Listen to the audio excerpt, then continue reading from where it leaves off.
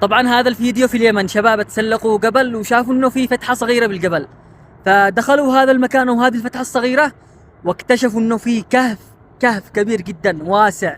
تخيل تدخل كذا من مكان منفذ صغير وتجي الى مكان واسع جدا وتدخل من هذا المكان الصغير. بس خلونا نشوف الفيديو. والله ابو يمن يطلع بصابعه عاد ايش تعمل؟ شكله مات او شيء. في ايش؟ مات. لا هذا عشان المتسلقين ما لا لا ركزوا كيف لون الحجرات القطع اللي فيها حديده غير. من هنا هو بترجعوا من هنا. نعم هنا اسهل والله. خليها لا فوق لا داخل. شوفوا هنا المكان الذي طلعنا منه، الخيم حقنا وين؟ واخيرا وصلنا الى الكهف. احمد يقول لنا انه باقي مكان نتسلق داخل، بس عادي يعني داخل المكان ما بيكون خطير مثل هنا. يعني هنا لو طاح بالغلط ممكن يروح فيها لا نهاية اسفل الجبل. شوفوا المكان، شوفوا الكهف ما اكبره، كنت اتوقع انه صغير. وين الباب؟ من وين ندخل؟ انا اشتي اعرف وين مدخل الكهف. من اول اشوف هنا جبل مغلق. لا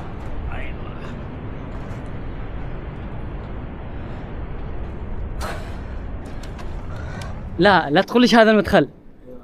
امانه امانه هذا اللي بندخل منه. لا هذا هو يدخل الفيديوهات وانا زحاف.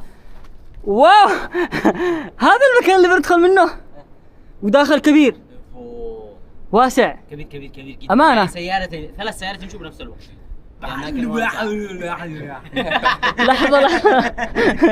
لحظة أنا منصدم من هذا المكان اللي بندخل منه. شوف مدخل الكهف. شوف سعمن المدخل ها.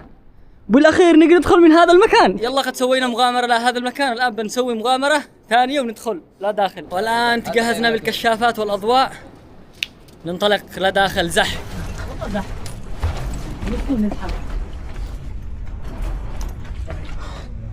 أنا بدخل عشان أسوي.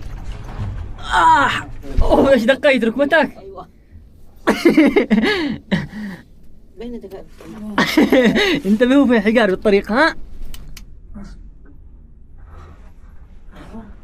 الله بكر أسامة. أوه والمكان هذا ضيق الآن. هذا ضيق. اوه المكان ما شاء الله. خلاص راح تحضرون هنا. اوف خفافيش. واحد اثنين ثلاثة. هذا هو خفاش. نشوف احنا هذا الدم الاحمر. يا سلام القط.